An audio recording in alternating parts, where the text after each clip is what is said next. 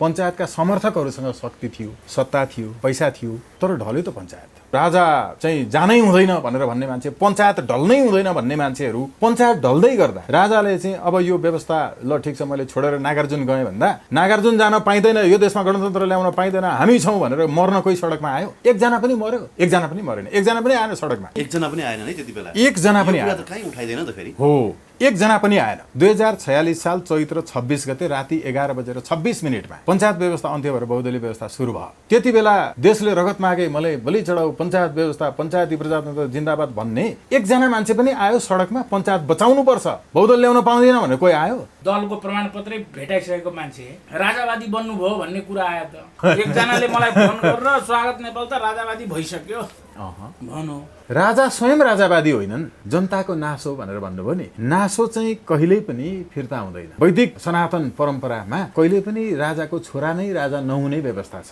राजाको छोरा नै राजा हुने चाहिँ मध्यकालमा आएर मात्रै भएको हो। कसैले राजा मान्नुहुन्छ, सम्मान गरौँ। संसारका सबै विश्वविद्यालयमा राजा मान्ने राजतन्त्रको पनि त एउटा विषय पढाइ हुन्छ नि त। राजालाई इन्डिभिजुअल्ली मान्छु, ज्ञानेन्द्रलाई मान्छु नि त। तपाईहरु पनि राष्ट्रवादी बन्नु पर्यो नि। अनि राष्ट्रवादी बन्नु भनेको चाहिँ राजा मान्नु हो। राष्ट्रवादी हुनु र राजावादी हुनु एउटै होइन र सर। राजा नभएको देशको राष्ट्रवाद हुँदैन, राजा नभएको देशको नेसनलिजम हुँदैन। चाइनाको राष्ट्रपतिले मेरो देशतिर फर्किएर मात्रै कर्के नजर लाएर हेऱ्यो भने आँखा फुटाइदिन्छु भनेर गयो नि, होइन? एयरपोर्टबाट बिदा हुने बेलामा नेपालमै। त्यो राष्ट्रवाद होइन। म अहिलेको युवा होइन जो राइट टु रिजेक्ट मान्छ, राइट टु रिकल माग्छ, जनताले प्रत्यक्ष रूपमा चुन्नुपर्छ भन्छ, यो देश चलाउनेको तपाईको भोट निर्णायक हुनुपर्छ भन्छ, मेरो भोट निर्णायक हुनुपर्छ भन्छ। सडकमा गएर एकचोटि सोधेर हेर्नुहोस् त ल, इन्टरभ्यू नगरौँ प्लिज। अहिले उठेर गएर हामी पुतली सडकमा म तयार छु है, अहिले उठेर जान, सँगै अहिले जाउँ। हेर्नु यही अगाडि पुतली सडकमा, त्यो सडकमा गएर सोधौँ त। He was not a leader, he was not a statesman, he was a dealer because he was totally purely involved in business. राजा आयो भने देश बन्छ भनेर भन्ने मान्छेलाई बुद्धिजीवी भनियो भने चाहिँ त्यो चाहिँ अलिकति अब हाम्रो पनि हिजो चप्पल लाएर जडौली प्यान्ट लगाएर काठमाडौँ छिरेकाहरूले त देश बनाएनन्। अब अहिले कोट लगाउने होइन अनि राष्ट्रवादी भनेर दौरा सुरुवाल लगाउनेहरूले चाहिँ कसरी बनाउला? कस्तो राम्रो कुरा गर्नुभयो। उनीहरू गाडी चढ्न राजनीति गरेका थिए, हामी गाडी चढिसकेका छौँ। उनीहरू घर बनाउन राजनीति गरेका थिए, हामीले घर बनाइसकेका छौँ। उनीहरू छोराछोरीलाई तपाईको एउटा स्कलरशिप प्राप्त गर्नलाई राजनीति गरेका थिए। हाम्रा छोराछोरी हाम्रो पर्सनल खर्चमा सबभन्दा राम्रो युनिभर्सिटी र सबभन्दा राम्रो कलेजमा पढ्छन्। जसलाई घर बनाउन राजनीति गर्नु पर्दैन, जसलाई छोराछोरी पढाउन राजनीति गर्नु पर्दैन, जसलाई गाडी चढ्न राजनीति गर्नु पर्दैन। भइसकेकाहरूले पनि गर्न सकिन्छ होला नि त, सकिन्न र? त्यसकारण हामीमा स्वार्थ छैन नि त।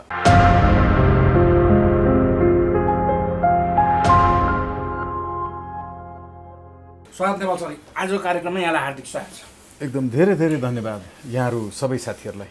तपाईँसँग संवाद गर्न चाहेको 1 महिना जति भयो। हजुर, व्यक्तिगत संवाद हुन सकेन। यद्यपि तपाईँको कार्यक्रमहरूको बारेमा हामीले प्रचार प्रसार गरिरहेका छौँ। तपाईँ पनि कार्यक्रम एक दिन पनि नबिराइकन गरेकै हुनुहुन्छ। हजुर, बिचमा राजावादी बन्नुभयो भन्ने कुरा आयो त।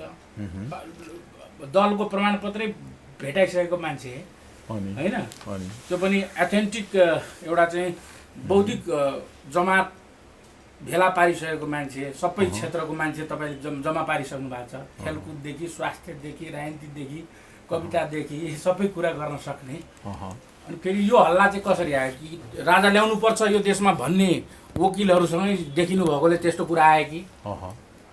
अब हेर्नु न, यहाँ को के वादी हो भन्ने चाहिँ छुट्याउनै गाह्रो भयो। किनभने राजावादी पार्टीको महामन्त्री नेकपा एमालेको आधिकारिक उम्मेदवार हेर्नु है, राजावादी को हो, को के वादी हो? मार्क्सवादी कम्युनिस्टले स्वास्थ्य र शिक्षामा निजीकरण गर्नु हुँदैन भन्छ मार्क्सवादले। तर मेडिकल कलेजहरू र अरू कलेजहरू अनि हस्पिटलहरू चाहिँ मार्क्सवादीहरू कम्युनिस्टहरूले जतिको कसैले खोलेको छैन। त्यो के वादी हो होइन?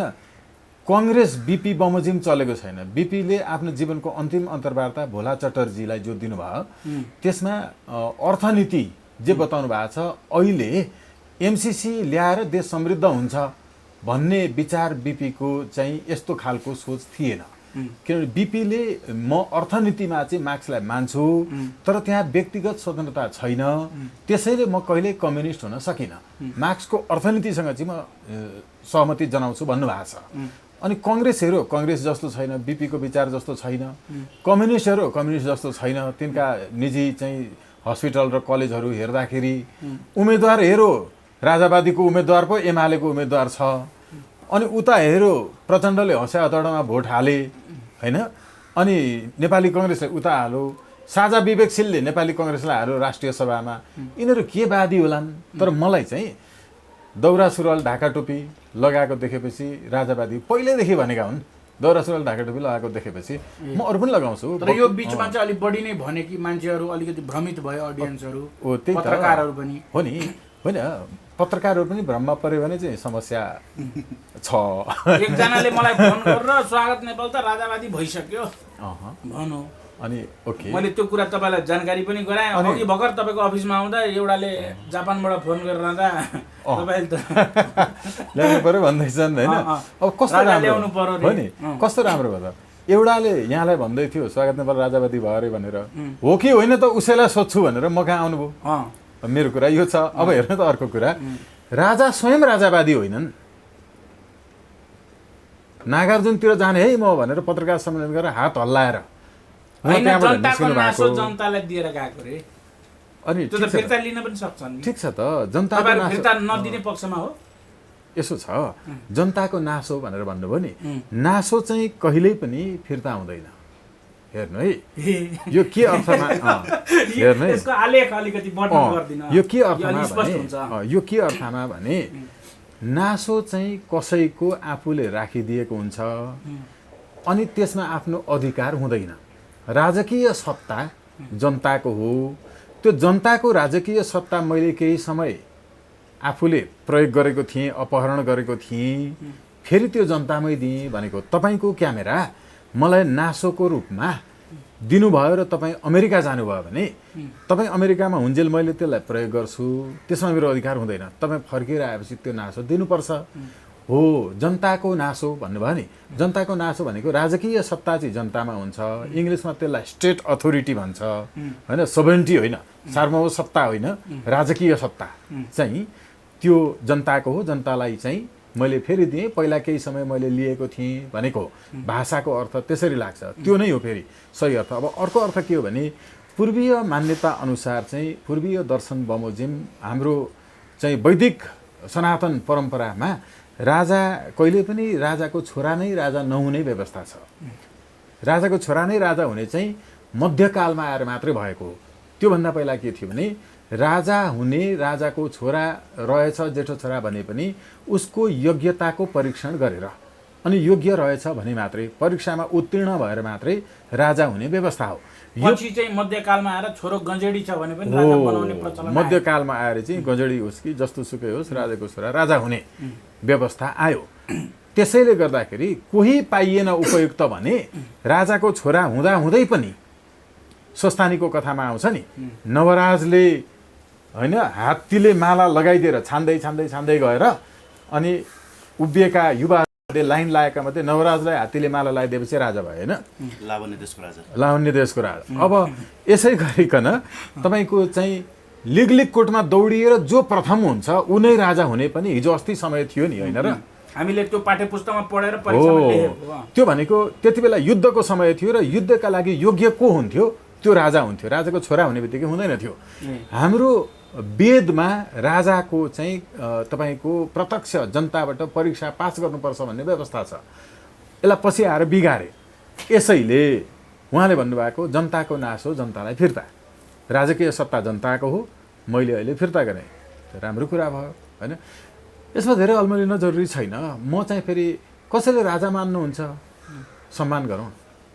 संसारका सबै विश्वविद्यालयमा राजा मान्ने राजतन्त्रको पनि त एउटा विषय पढाइ हुन्छ नि त होइन। राजतन्त्र विभिन्न तन्त्रहरू मध्येको एउटा हो। तर व्यक्तिगत रूपमा तपाईँ राजा मान्न तयार हुनु न, अथवा राजतन्त्र तपाईँ राजालाई इन्डिभिजुअल्ली मान्छु, ज्ञानेन्द्रलाई मान्छु नि त, किनभने उहाँको आवश्यकता छ त राज्य सत्ता चलाउनको निम्ति। कहाँ हुनु त्यो, एकचोटि नुहाइसकेको पानीले फेरि नुहाएर सफा हुन सकिन्छ? राज्य चलाउन असफल भइसकेपछि फेरि हुन्छ? यो अरू अरू कुरा जाँदा त त्यसरी जान्छ। तर व्यक्तिगत रूपमा किन नमान्ने? मेरो विरोधीलाई पनि मान्छु नि। पूर्व होइन राजतन्त्रात्मक अवस्थाको नेपालको चाहिँ राष्ट्राध्यक्ष हो नि त, नमान्ने त यी यस्ता लुटाहरूलाई त तपाईँको मानिरहनु परेको छ, अध्यक्ष कुनै के न्यायाधीश भनेर होइन। अनि एउटा जसले एक समय मुलुक चलाएको हो। मान्नु भनेको अस्तित्वको स्वीकार गर्नु हो कि केही मान्छेहरू अस्तित्वको तपाईको सारमा कुरा आइगयो सर। अब यसलाई जति ताने पनि हुन्छ हैन पुरा होइन अब सर छ नि अब राष्ट्रवादी आन्दोलनमा तपाईँ होमिरहेको मान्छे होइन हजुर राष्ट्रवादी हुनु र राजावादी हुनु एउटै होइन र सर अनि राजा नभएको देशको राष्ट्रवाद हुन्छ कि हुँदैन तर नेपालमा त त्यसलाई सिनोनिमको हेर्नु है okay this is the point we have to go in line not in line with but between the line राजा मान्नु भनेको राष्ट्रवादी हुनु हो भन्ने भ्रम कसले सिर्जना गर्यो ती मान्छेलाई संसारमा राजा भएका मात्रै देश छन् भन्ने लाग्छ राजा नभएको देशको राष्ट्रवाद हुँदैन राजा नभएको देशको नेसनलिजम हुँदैन एकदमै राजा नभएको देशको पनि राष्ट्रवाद हुन्छ चाइनाको राष्ट्रपतिले मेरो देशतिर फर्किएर मात्रै कर्के नजर लाएर हेऱ्यो भने आँखा फुटाइदिन्छु भनेर गयो नि होइन एयरपोर्टबाट नेपालमै बिदा हुने बेलामा नेपालमै त्यो राष्ट्रवाद होइन राजा नहुँदा राष्ट्रवाद हुँदैन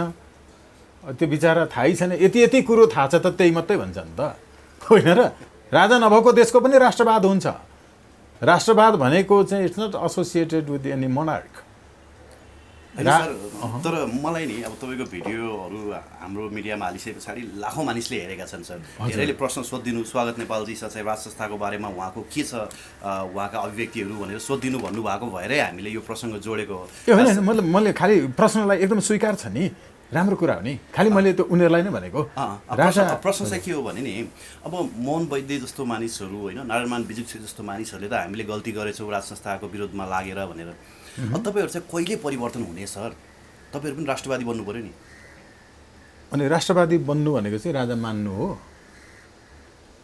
अहिलेका युवाहरूले त्यही भनिरहेको हैन उहाँको आशा होइन, के भने मोहन वैद्यले मान्ने नारायणमान बिजुक्सेले मान्ने तपाईले किन मान्ने होइन अहिलेका युवाहरूले यो भनेका छन् भने पनि म अहिलेको युवा होइन जो राइट टु रिजेक्ट मान्छ राइट टु रिकल माग्छ जनताले प्रत्यक्ष रूपमा चुन्नुपर्छ भन्छ यो देश चलाउनेको तपाईँको भोट निर्णायक हुनुपर्छ भन्छ मेरो भोट निर्णायक हुनुपर्छ भन्छ यो देशका अधिकांश युवाले मैले जे भनेको छु त्यो भन्छन् सडकमा गएर एकचोटि सोधेर हेर्नुहोस् त ल इन्टरभ्यू नगरौँ प्लिज अहिले उठेर गएर हामी पुतली सडकमा म तयार छु है अहिले उठेर जान सँगै अहिले जाउँ हेर्नु यही अगाडि पुतली सडकमा त्यो सडकमा गएर सोधौँ त म तपाईँलाई ग्यारेन्टी गर्छु 99% मैले भनेको कुरा मान्छन् जसले राइट टु रिजेक्ट हुनुपर्छ भन्छ सांसदहरू मन्त्री प्रधानमन्त्री हुन नपाउने व्यवस्था हुनुपर्छ भन्छ जसले यो मुलुकमा अब चाहिँ दलहरू धेरै भए द्विदलीय प्रणाली हुनुपर्छ भन्छ जनताले सोझै छान्नुपर्छ भन्छ यो पो भन्छन् त युवाहरूले यो त के भयो भने केही मान्छेहरू जो मिडियामा भोइस होइन आएको छ उनीहरूले मात्रै चाहिँ भनेका छन् म यसरी बोल्छु नि सौभाग्यवश तपाईँ र मेरो भेट भएको छ र मेरो कुरा एम्प्लिफाइड भएको छ म भन्दा कयौँ ज्ञान बुद्धि विवेक भएका अत्यन्त क्षमतावान मान्छेहरू कति छन् यो देशमा उनीहरूको भोइस आउन सकेको छैन तपाईँहरूसँग हेर्नु खालि केही सेलिब्रिटीहरूको भोइस मात्रै आइरहेको छ यस कारणले धेरै मान्छे स्वार्थी छन् भोइस आएका मध्येहरू स्वार्थको पछाडि जसले हरेक दिन पैसा पाएन भने त्यो राजावादी पार्टी कि के भन्नेहरूका पछाडि लाग्दैनन् पैसा पायो भने देख्नु भएन कमल थापा राजावादी जो जुनसुकै पार्टीसँग मिलेर जहिले पनि सरकारमा गइरहन्छ आइरहन्छ राजावादी जसले कम्युनिस्टसँग भिख मागेर चुनाव जित्यो राप्रपाको महामन्त्री ऊ राजावादी के हो राजावादी भनेको के हो यस्तो सामान्य हिसाबले सोच्नु हुँदैन अहिलेको युथहरूलाई के भइरहेको छ भने उनीहरूको एन्टिसिपेसन अनुसार अहिलेका लिडरहरूले काम गर्न सकेका छैनन् त्यो हिसाबले पनि बरु आजको युगभन्दा त हिजोको युग पो बेटर थियो कि अब अहिले इतिहास धर्म संस्कृति रिनेन्सेन्सको कुराहरू गरिरहेका छन् पुनर्जागरणको कुराहरू गरिरहेका छन् यो सबलाई जोडेर चाहिँ उनीहरूको थिम चाहिँ के छ भने होइन अब चाहिँ राज संस्था वाज मच बेटर देन होइन this democracy this form of democracy is a comparison among the worst खराबहरू बीचको तुलना अहिले तपाईँले भन्नुभएको फेरि सम्झाउँछु So he was just like the leader No, he was not a leader. He was not a statesman. He was a dealer because he was totally, purely involved in business. He was a businessman.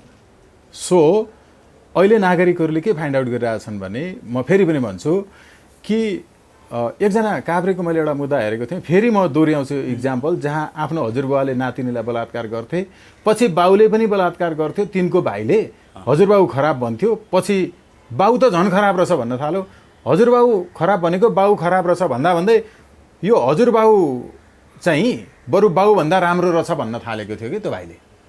तर दुवैजनाले बलात्कार गरेका थिए। भाइ कि बहिनी? बहिनीलाई पहिला हजुरबाउले बलात्कार गर्थे, अनि उनले बाउलाई सुनाउँदाखेरि, विदेशमा थिए आएर सुनाउँदा बाउले पनि बलात्कार गर्न थाले, माया गरे जस्तो गरेर। त्यो बलात्कृत नानीको भाइले चाहिँ हजुरबाउ कस्तो खराब भनेर भन्थ्यो पहिला, पछि त बाउले पनि बलात्कार गर्न थाल्यो, अनि बाउले त अझ बाहिर लगेर होटलमा लगेर दुईजना अरूलाई पनि सँगै मिसाएर बलात्कार गर्थ्यो।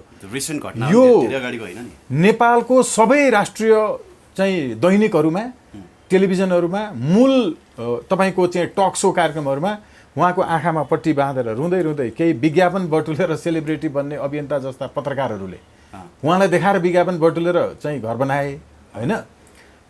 तर उहाँको हामीले मुद्दा निशुल्क हेरेका थियौँ।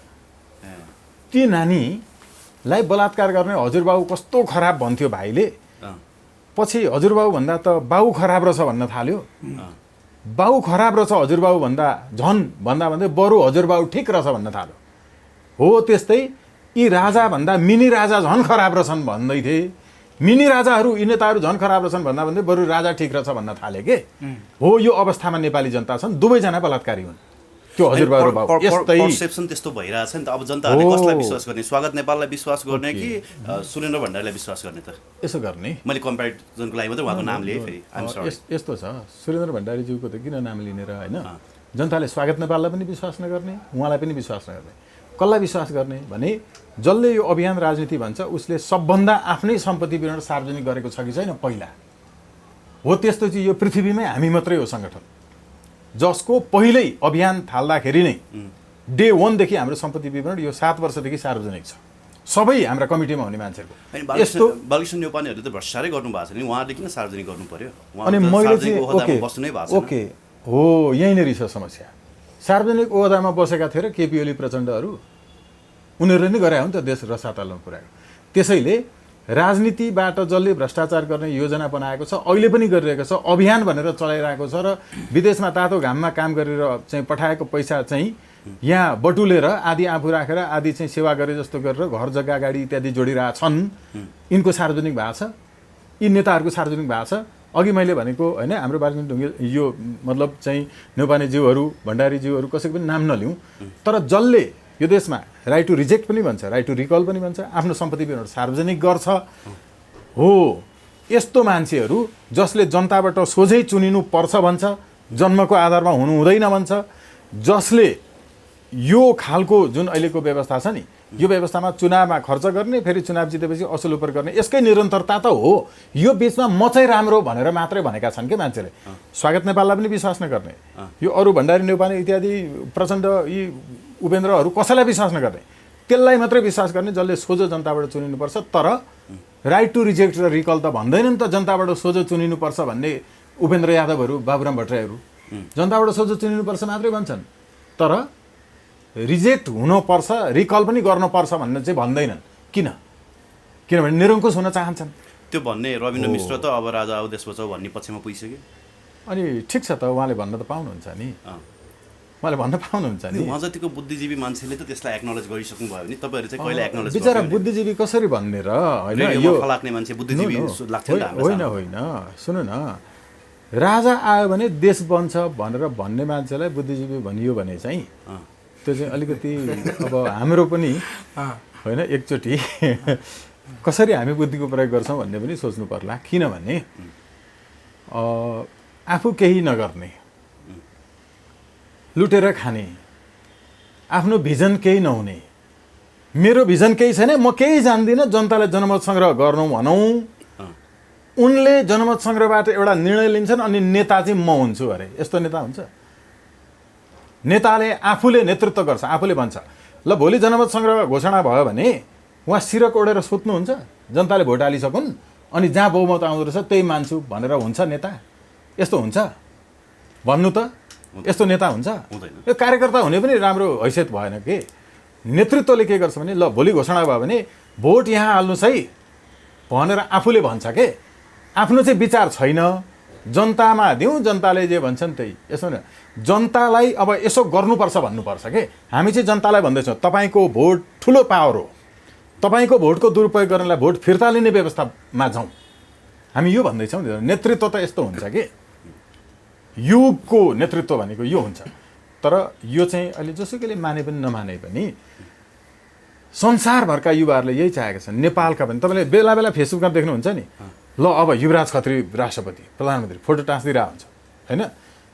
त्यो युवाले के चाहिरहेको छ भने म डाइरेक्ट निर्णय गर्न पाऊँ, को हुने देशको सरकारको प्रमुख को हुने, म निर्णय गर्न पाऊँ, मेरो भोट निर्णायक होस्। त्यो भनेको प्रत्यक्ष हो। तर गलत गर्यो भने फिर्ता बोलाउन पाऊँ, पहिला जस्तै निरङ्कुश हुनलाई नछोडौँ हो। यो चाहिँ आम युवाले चाहेका छन्।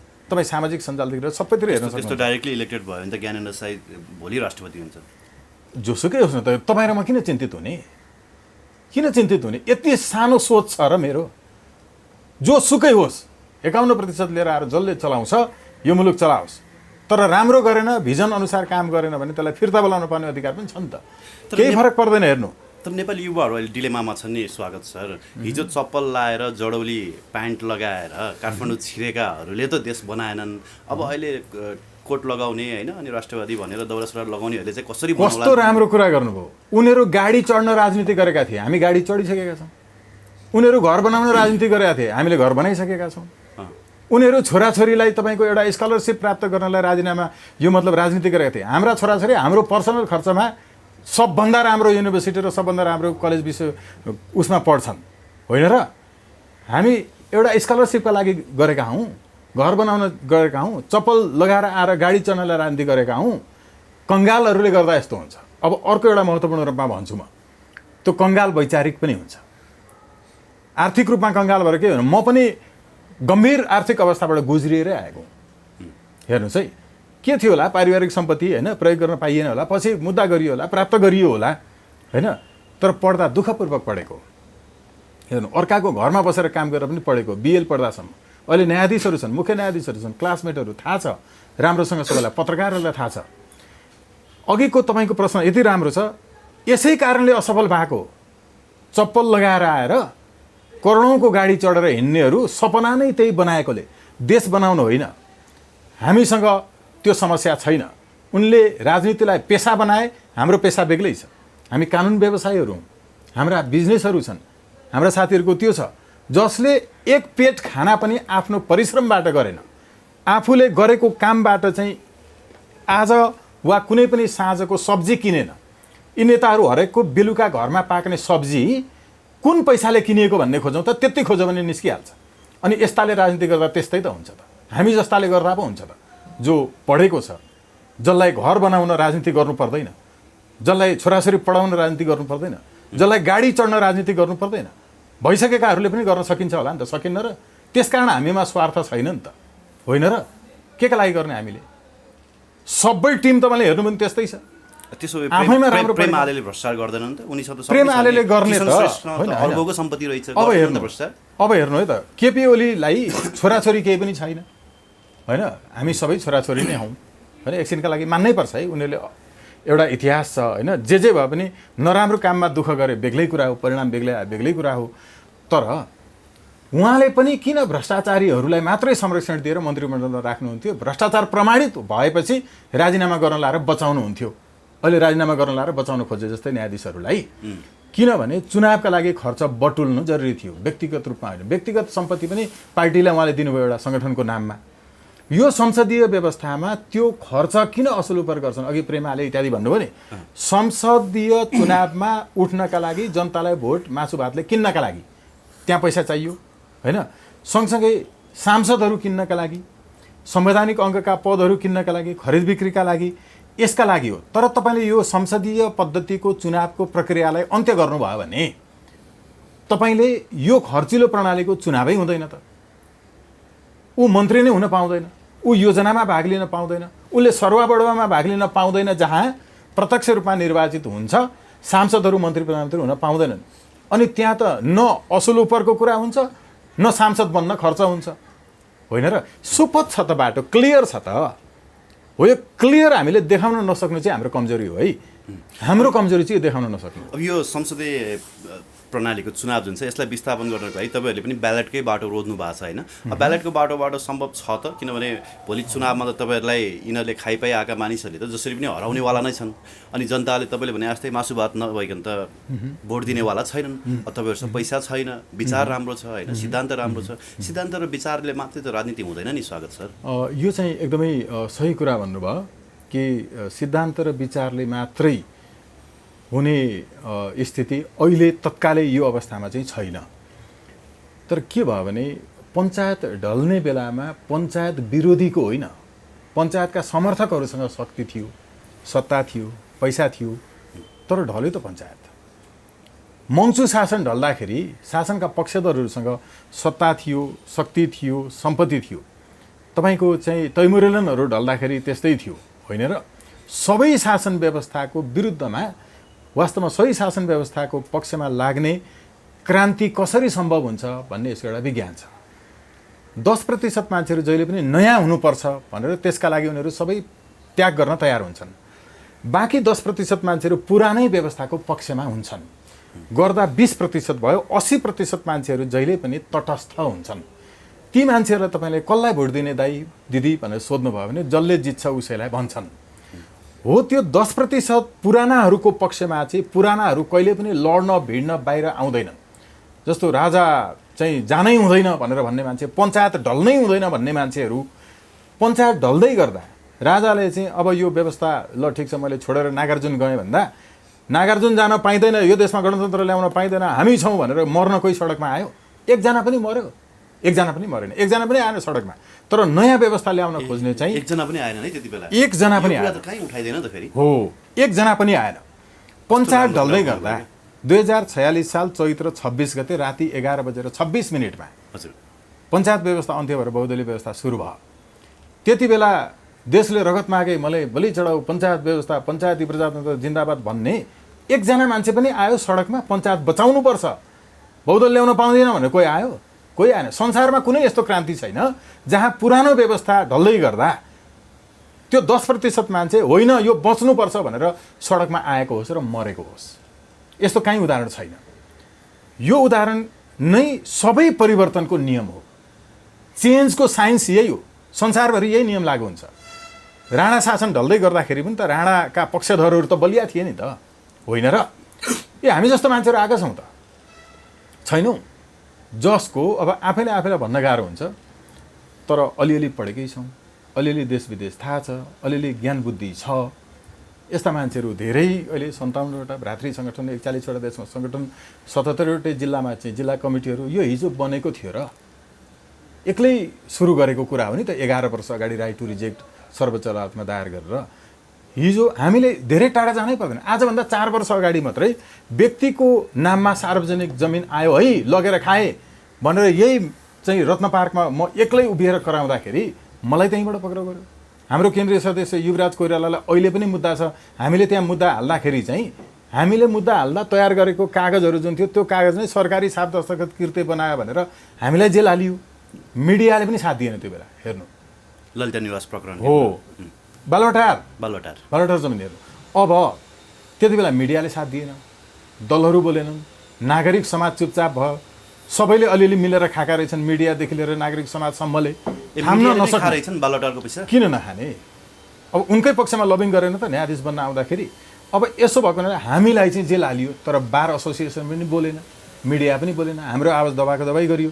बिस्तारै सारा मान्छे त्यसको पक्षमा लागे, तर आवाज कसले उठाएको थियो र मुद्दै चाहिँ कसले खपेर जेलै गएको थियो भन्ने त थाहा भएन नि मान्छेलाई। अहिले भर्खर यति बेला खोज्दैछन् कि त्यति बेलाका लिङ्कहरू भर्खर साथीहरूले सेयर भनेको के भने तपाईँ चाहिँ अरूलाई कन्भिन्स गर्न धेरै नहिँड्नुहोस्, तपाईँ कन्भिन्स्ड हुनुहोस् कि मैले ठिक गरेको छु, यो सत्यको बाटो हो, यो सही बाटो हो भनेर सुरु गर्नुहोस्। त्यसले असल कृतिले जहिले पनि कृतिकारलाई मारिदिन्छ, बिर्साइदिन्छ। रामायण सबैलाई थाहा छ, रामायणको लेखकको धेरैलाई थाहा नहुनसक्छ।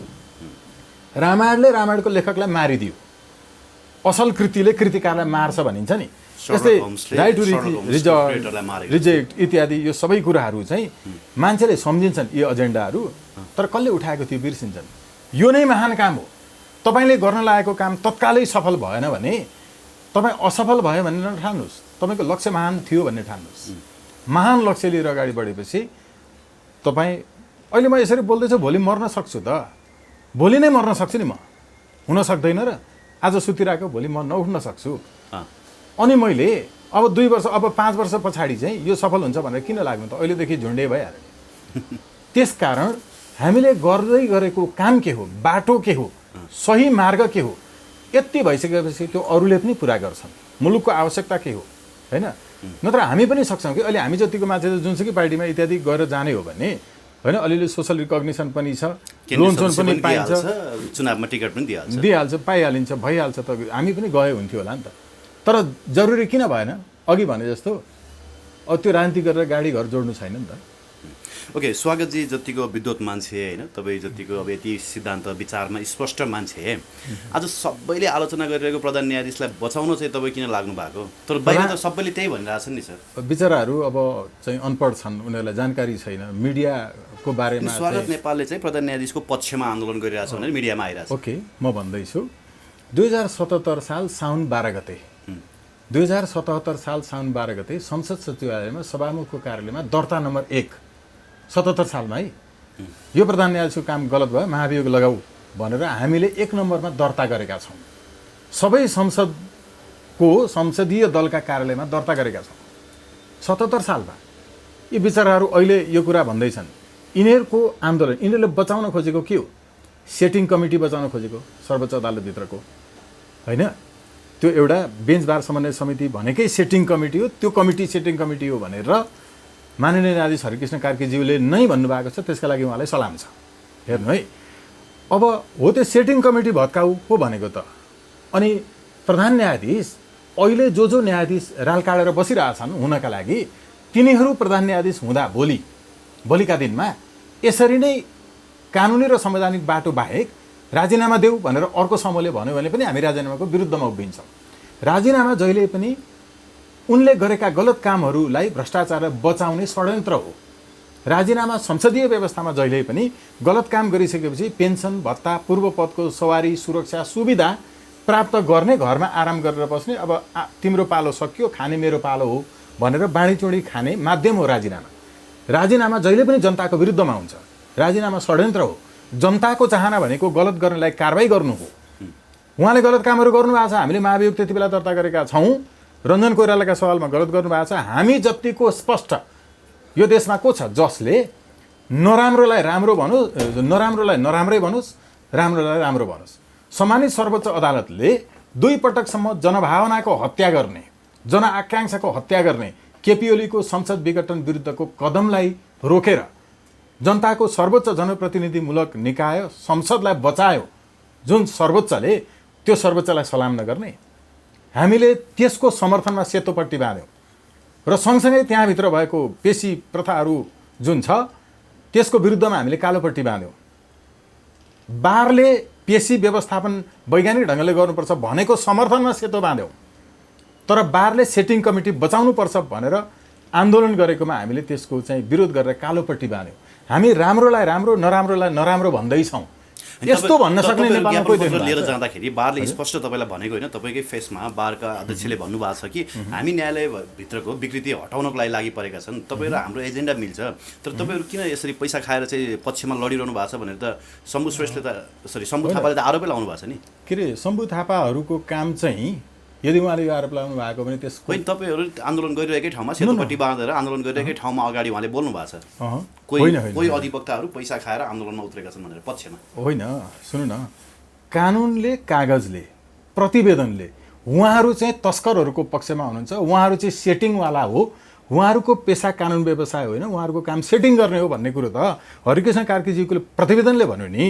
अब अर्को कुरा हेर्नुहोस्, हामीले अघि भन्यौँ कि यहाँ सेटिङ कमिटी बचाउनुपर्छ भन्ने पनि आन्दोलन हुन्छ।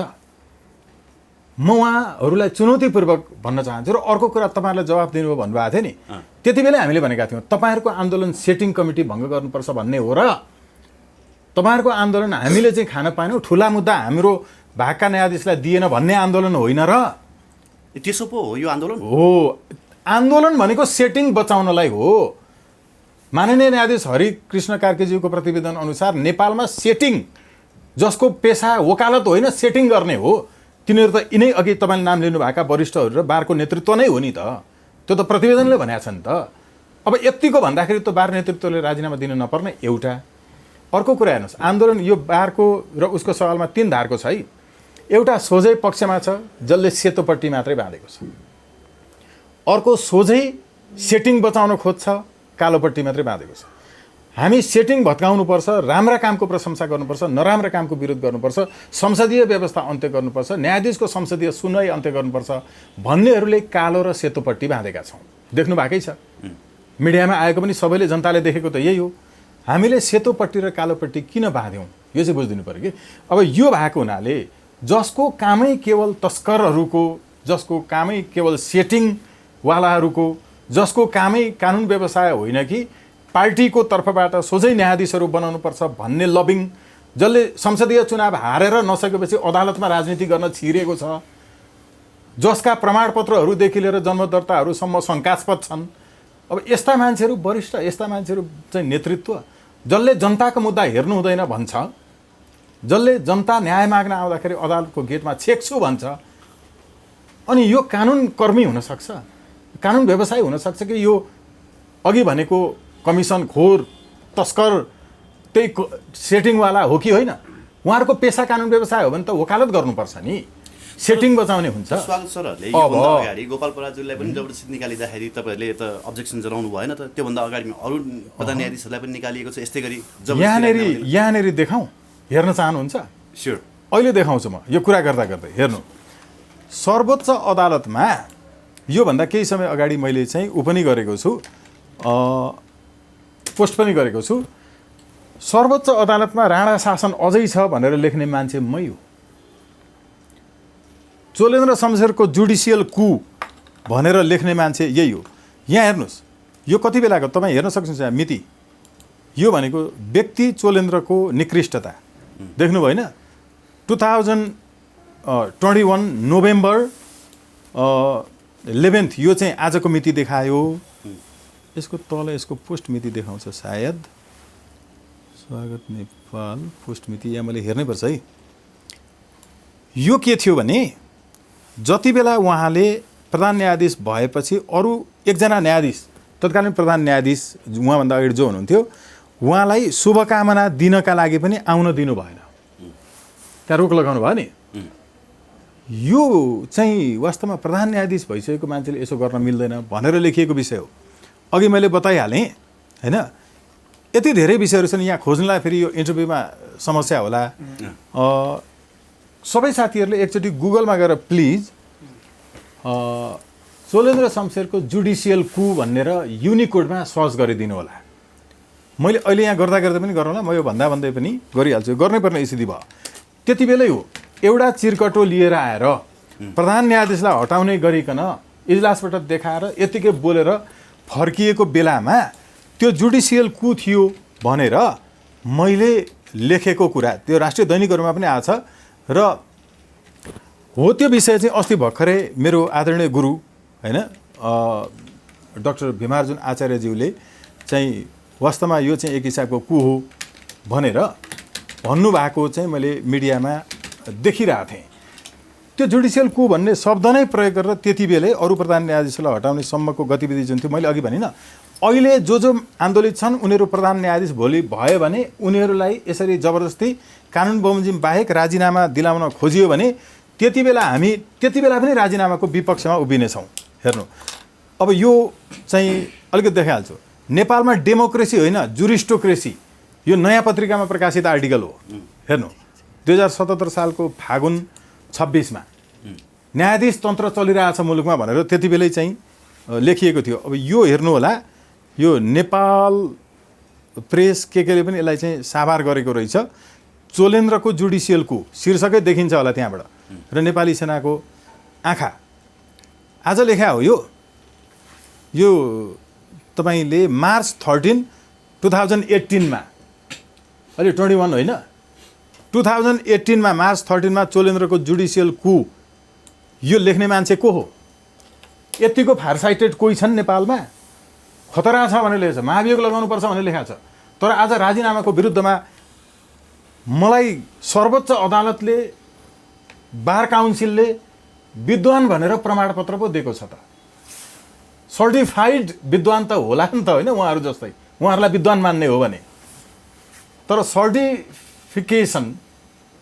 Certificate it does not certify, किनभने व्यवहारले सर्टिफाई गर्छ को विद्वान भन्ने कुरो।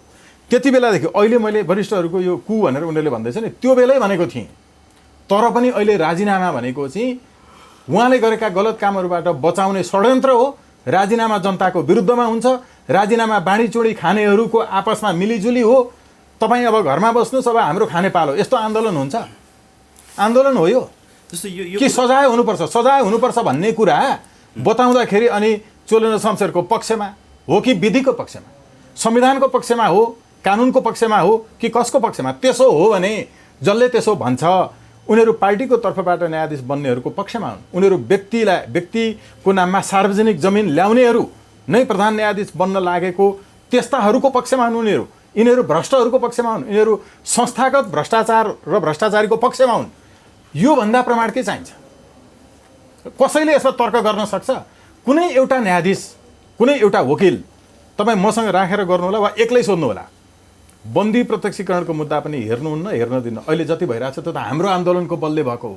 हाम्रो आन्दोलन एक हिसाबले सफल भइसक्यो। उठाउनु भएको थियो मुद्दा। हाम्रो आन्दोलन त सफल भइसकेको छ। अब हामीले आन्दोलन नगरे पनि हुन्छ एक हिसाबले भन्ने हो भने।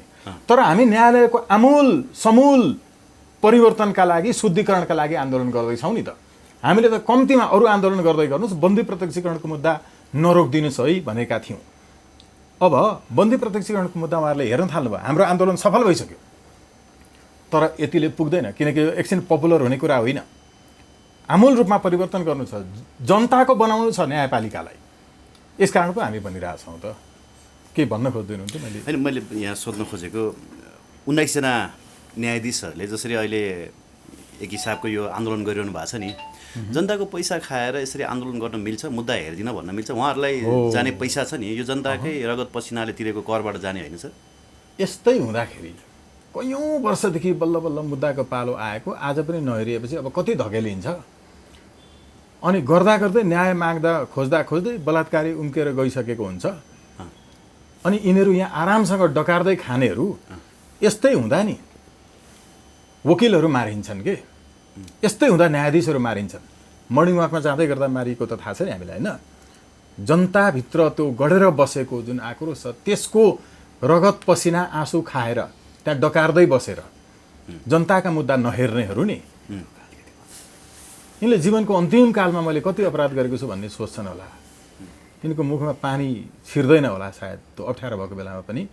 र अघि मैले सङ्केत गरिहालेँ, एउटा मान्छेलाई चित्त दुखेपछि नि त्यो भ्रष्टको कारणले, त्यो सेटिङवालाको कारणले अनावश्यक रूपमा चाहिँ पीडितले न्याय नपाउने, निरपराधी जेलभित्र बस्नुपर्ने थुनुवाहरू लगायतको जो मुद्दाहरू छ बन्दी प्रत्यक्षीकरणको, यिनीहरू बस्नुपर्ने, यसको बदला तपाईँको तर्क आफ्नो हिसाबमा ठिक होला, उहाँहरूको आफ्नो हिसाबमा होला। तर यो बारभित्र भएको लफडाको कन्टिन्युटीले के परिणाम दिन्छ त? फाइनली परिणाम त यस्तो हुन्छ, अघि भने जस्तो जनतामा आक्रोश आउँछ, न्यायाधीशको हत्या हुन सक्छ, वकिल मारिन सक्छ। कतिको तपाईँको चाहिँ अब अकल्पनीय ढङ्गको चाहिँ यो यहलीलाको सवालमा चाहिँ अर्को चाहिँ अकल्पनीय नै परिणाम आउन सक्छ। यसैले अब नागरिकहरू हरेक दिन हजारौँको सङ्ख्यामा अदालत छिर्नका लागि अदालतले नै बोलाएको तारिक पर्चा र पेशीको पर्चा बोकेर हातमा बसेका छन्। उनीहरू अदालतभित्र प्रवेश गर्न पाइरहेका छैनन्। एकैचोटि त्यो हजारौँ मुद्दा भएका सबै मान्छेहरू तारिक पर्चा बोकेर तिमीले मलाई आज बोलाएको अदालत, म अदालत छिर्छु भनेर अदालतको गेटभित्र एकैचोटि प्रवेश गरेर न्यायाधीशलाई बाहिर ल्याउन सक्छन् र त्यहाँ न्यायाधीशलाई भित्र जान नदिने वकिलहरूलाई बाहिर घोक्रे ठ्याक लगाउन सक्छन्। परिणाम यो हुने गरिकन स्थिति तयार हुँदैछ। हामीले त आह्वान गरेका छौँ। अहिले हेर्नुहोस्, जिल्लाको न्यायाधीशहरू र उच्चको न्यायाधीशलाई मुद्दा नहेर्नका लागि भनेर बारको अध्यक्ष र महासचिवले जो एउटा फरमान जारी गरे, यो स्थितिलाई भड्काउने सार्वजनिक अपराध हो, स्थितिलाई भड्काउने फौजदारी अपराध हो। अनि भोलि त प्रधान न्यायाधीशलाई पनि भित्र छिर्नै नदिने भनिएको छ। हो, अब भोलि प्रधान न्यायाधीशलाई भित्र छिर्न नदिनेहरूलाई रोकआउट गर्न नदिने हाम्रो फेरि आन्दोलन छ नि त। यो तपाईँहरू प्रतिरोधमा उत्रिने पूर्ण रूपमा बाह्रमा अर्को वार हुने भयो नि त। त्यहाँभित्र हेर्नु होला होइन, हामी चाहिँ त्यति उहाँहरू जस्तो थर्ड क्लास अदालतभित्र पसेर आज अदालतभित्र उहाँहरूले जुन प्रदर्शन गर्नु भने बाहिर गर, माइतीघर मण्डलमा गर, जनताले किचिपिची पार्छन् तिनलाई। हेर्नुहोस् त्यहीँ आक्रमण हुन्छ, हिम्मत छ बारमा गर न, अदालतभित्र आन्दोलन हुन्छ तर गेटमा 4-5 करोडको गाडी चढ्ने अब अधिवक्ताहरू कहाँ माइतीघरमा गएर उफ्रिन्छ। अनि हाम्रो जस्तो गाडी प्रहरीले फोडे पनि फोडोस् भनेर लाग्छन् र तपाईँको 25 लाखको गाडी अनि फोडिहाल्छ नि, 4-5 करोडको हुनु पर्यो। तर त्यति बेला फोडेको गाडी 25 लाखको मात्रै थिएन होला। म सामान्य 60 लाखकै हो होइन, 25 लाखको गाडी त 5वटा आउँथ्यो नि। 5 मेरो एउटा गाडीले 5वटा आउँथ्यो, त्यो गाडी फोडेको हो नि त। 1 करोड 20 लाखको गाडी फोडेको हो नि त मेरो, होइन र। 2600 सीसी को गाडी कमैले चढ्छन् होला कि, त्यही चढ्न होइन यो सेटिङ यिनीहरूको। 6-7 करोडसम्मको गाडी चढ्ने अधिवक्ता पनि रहेछ नि त यही नेपालमा। त्यो त राम्रो हो त, त्यो सुन्दा पो अचम्म लाग्यो क्या। होइन त्यो त राम्रो हो नि, अधिवक्ताहरूको व्यावसायिक बन, राम्रोसँग गर। इन्टरनेसनल केस अधिवक्ताहरूले नि त्यो मुद्दा हेरे बापत कमाएको पैसा त्यो 8 करोडको गाडी चढ्न पुग्छ। तिनीहरू सबैको अफिसमा गएर यस्तो खोज्नु न, तिनीहरू सबैको अफिसमा गएर यस्तो होइन ट्याक्स तिर्ने, भ्याट बिल दिने, कम्पनीमा दर्ता गरेको यस्तो गरेर खोज्नु। अनि हो त्यो त भइहाल्छ, ढोकैमा टाँस्या हुन्छ। ट्याक्स नतिरेको कारणले, छलेको कारणले पक्राउ परेका होइन नि त ती वरिष्ठहरू, यही पुतली सडकबाट, थाहा छ नि। त्यसपछि अनि लफम सारेका होइनन् अहिलेको आन्दोलनका नेतृत्व गर्नेहरूले। यिनीहरू पनि भ्रष्टाचार नै रहेछन्। भ्रष्ट नम्बर 1 त हरिकृष्ण कार्कीज्यूको प्रतिवेदनले भनेको छ त, सेटिङहरू गर्ने त यिनीहरू बिचौलिया यिनीहरू हुन् भनेको छ त। बिचरा हामी जस्तोलाई चाहिँ भनेन होला होइन। एउटा मुद्दामा न्यायाधीशले हराइदिएपछि झन्डै सर्वोच्च अगाडि नै ढलेर क्या एउटा न्यायाधीश त। अनि आत्तेर 8 करोड त कमिसन मात्रै आउने रहेछ। कमिसन मात्रै आउने रहेछ। यो भएको हुनाले समूल न्यायपालिकाभित्रको सुधार शुद्धिकरण चाहिँ। तर समग्रमा नि स्वागत छ, तपाईँको तर्क आयो कि जबरजस्त तर्क, वक्तित्व कला प्रतियोगिता भएको भए तपाईँ नै फर्स्ट हुनुहुन्थ्यो होला। तर यसबाट समाधान चाहिँ निस्किँदैन, न्यायालयलाई एकदम फिनिस यो खिचडी बनाउने नै कुरा अब तर्फ चाहिँ अग्रसर। तपाईँबाट कमसेकम अभिभावकत्व एन्सर अलिकति होइन। अघि मैले भनेको वास्तवमा यसबाट समाधान का लागि एउटा चाहिँ मान्छेहरूको अहिलेसम्म बुझेका छैनन् नि कि के कारणले उनले राजीनामा दिनुपर्ने माग हो।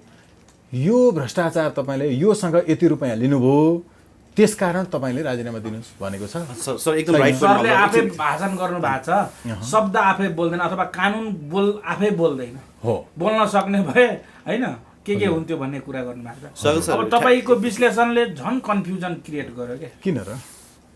अब भोलि त्यहाँ चाहिँ छिर्न नदिने भनेको छ। अब तपाईँहरू चाहिँ कसले रोक्छ हेरौँ न त भन्नुहुन्छ। अनि त्यो पक्ष र विपक्ष महाभारत हुने भयो नि त। मैले कर तिरेको चाहिँ रकमबाट तलब खाएर, मेरो सदस्यता शुल्कको पनि पैसाले बार चलाएर मलाई वकालत गर्न भित्र जान नदिने कोही छ त्यस्तो जन्मेको? हामी बिचौलियाहरू हो, बिचौलियाले छेक्ने हामीलाई। ठिक छ, तपाईँको दैनिक कार्यक्रममा अप्ठ्यारो पर्यो अथवा होइन त्यो न्याय सम्पादनमा अप्ठ्यारो बनायो त्यसले।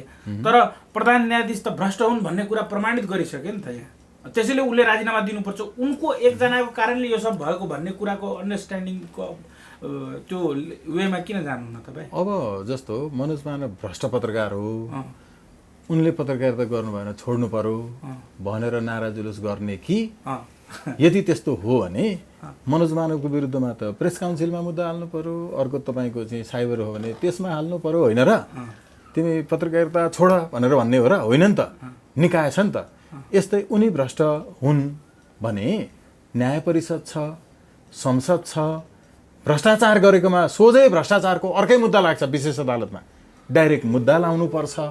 अनि राजीनामा दिएर घरमा बस्नुहोस्, तपाईँले त गरिहाल्नुभयो, अझै झन्डै 1.5 वर्ष जति खानुहुने रहेछ, अब हामीले खान पाउने पालो पाउन भन्ने पनि आन्दोलन हुन्छ त। त्यो भनेको हो नि त उनीहरूले त। स्वागत छ। मैले भ्रष्टाचार गरेकोमा त कारबाही पो गर्नु पर्यो त। कारबाही नगर्ने, जोगाउने अनि अर्को फेरि आउँछ, फेरि खान्छ र जान्छ, फेरि जोगाउने, अनि जनता हेरेको हेरै। हामी त जनताको पक्षबाट न्यायाधीशलाई पनि कारबाही भएको श्रृङ्खला नेपालको इतिहासमा सुरु गराउन चाहन्छौँ। त्यो सुरु होस् न। राजीनामा दिँदै छोड्दै हिँड्दै खाँदै सबैले यो देशलाई सधैँ लुट्यालुटै गर्ने। राजीनामाको षड्यन्त्रको पक्षमा कुनै पनि सचेत मान्छे, साँच्चै विद्वान मान्छे लाग्न सक्दैन। कानुन बमोजिम कारबाहीको पक्षमा लाग्छ। अन्तिममा नि जाँदा जाँदा एउटा कुरा भनिदिनुहोस् कि जस्तो यो राजीनामा किन मागिएको भन्ने कुरा स्पष्ट भएको छैन भन्नुभयो। म पनि यही उल्झनमा अस्तिदेखि थिएँ। अब मान्छेले के भन्छ भने परमादेश जारी गरेको कारण परमादेश त्यसमा भागवण्डा खोजे न्यायाधीशले, जेठानलाई मन्त्री बनाए आदि इत्यादि कुराहरूलाई लिएर चाहिँ उहाँलाई भ्रष्टाचारी घोषित गरिएको छ। यदि परमादेश जारी गर्दाखेरि उहाँले भागवण्डा खोजेको हो भने त इजलासमा भएका 5 जना न्यायाधीशले पनि राजीनामा दिनु पर्थ्यो र त्यो परमादेश पनि क्यान्सल हुनु पर्थ्यो। परमादेश गलत तरिकाले आएको हो भने यो कुरा के लिङ्क छ कि मैले यतिकै उठाएँ? बिचरा तिनीहरू they are totally in confusion, in illusion कि एउटा स्टेट अफ माइन्ड यस्तो छ कि के भन्ने उनीहरू नै कन्फ्युजनमा छन्। के भनेको हो आन्दोलनकारीहरू भन्न खोजेको ती न्यायाधीशहरू आन्दोलनकारीमा उत्रिएपछि आन्दोलनकारी त्यो त आन्दोलनकारी भयो। अझ उनीहरूले चाहिँ के भनेका छन् भने भद्र अवज्ञा भन्दैछन्। यो चाहिँ अभद्र अन्याय हो, भद्र अवज्ञा होइन, यो होइन अभद्रता हो। यो यिनीहरूले आन्दोलन गरे पनि यिनीहरूको तलब आउँछ आउँदैन सर कि काटिन्छ? हो, आन्दोलन गरेको बेलाको तलब काट्नुपर्छ। घन्टाको हिसाबले तलब दिने देशहरू छन्। हेर्नु, आन्दोलन गरे नि तलब पाक्छ है। ट्रेड युनियन हो यो। ट्रेड युनियनमा मात्रै तपाईँको आन्दोलन गर्न गएको दिनमा पनि तपाईँको चाहिँ पैसा। ट्रेड युनियनको नेता हुन मिल्छ न्यायाधीशले? विद्वान भन्ने बारले ट्रेड युनियनको नेता हुन मिल्छ? यी अभद्रहरू भद्र अवज्ञा शब्दलाई नै बेइज्जत गराउँदै अहिले जे काम गरिरहेछन्। अघि यहाँले सोध्नु भएको सन्दर्भ जे थियो नि, त्यो सन्दर्भ भनेको चाहिँ न्यायाधीशहरू अहिले यतिसम्म चाहिँ वैश्विक अपराधमा संलग्न भएको। एउटा त आत्तिए नि, हामीले संयुक्त राष्ट्रसङ्घीय उच्चायोगमा जुन चाहिँ होइन उजुरी दर्ता गरायौँ, त्यो उजुरी दर्ता गरिसकेपछि अब इट हेज बिन रजिस्टर्ड होइन, उनीहरूले हामीलाई रेस्पोन्स लेटर पनि पठायो। अब हामी यसपछि मात्रै हो यो चाहिँ अन्तर्राष्ट्रिय अदालतमा यो विषयलाई लिएर जाने। पहिला त्यहाँ हामीले कम्प्लेन गरेको हुनुपर्छ, पहिला अरू बाटाहरू पुरा भएको हुनुहुन्छ। राष्ट्रिय मानवाधिकार आयोगको अब हामी जवाफ माग्दैछौँ। यो जवाफ अनि तपाईँको चाहिँ हाई कमिसनरको चाहिँ जवाफलाई समेत लिएर अनि मात्रै अन्तर्राष्ट्रिय अदालतमा हामी मुद्दा दायर गर्दैछौँ। सायद हामी त्यहीँ नै पुग्छौँ, द हेगमै हामी पुग्छौँ। हामी त्यहीँ पुगेर एउटा चरणको चाहिँ यसलाई दर्ज गराएर त्यहाँको रजिस्ट्रेसन र फर्स्ट हियरिङ चाहिँ गराएर हामी फर्किन्छौँ। हामी त्यो योजनामा छौँ। हेर्नु, यिनीहरूलाई बन्दी प्रत्यक्षीकरणको मुद्दा चाहिँ वास्तवमै हामीले गलत गरेछौँ, यो चाहिँ सुरुदेखि नै हेर्नुपर्ने रहेछ भन्ने रियलाइज चाहिँ गरेका छन्। यो हाम्रो सफलता हो। र किनकि हामी लजिकल छौँ, हामी लिगल छौँ, हामीले जुरिस्प्रुडेन्सको कुरा गरिरहेछौँ, विधिको कुरा गरिरहेछौँ र जुरिस्प्रुडेन्सको चाहिँ बेसमा यिनीहरूले काम गरिरहेका छैनन्। यो खालको तपाईँको ट्रेड युनियनको नेतागिरी न्यायाधीशबाट हुने कुराले हामीलाई पनि जसरी हामी बोलिरहेका थियौँ यो ढङ्गमा उत्रिएर बोल्न पर्ने बाध्यात्मक स्थिति जुन आयो, यसका लागि वास्तवमा एकदम दुःख लागेको छ। ओके, स्वागतजी, यहाँलाई धन्यवाद दिन चाहन्छु समय संवादको लागि। आभार व्यक्त गर्छु, धन्यवाद ज्ञापन गर्छु।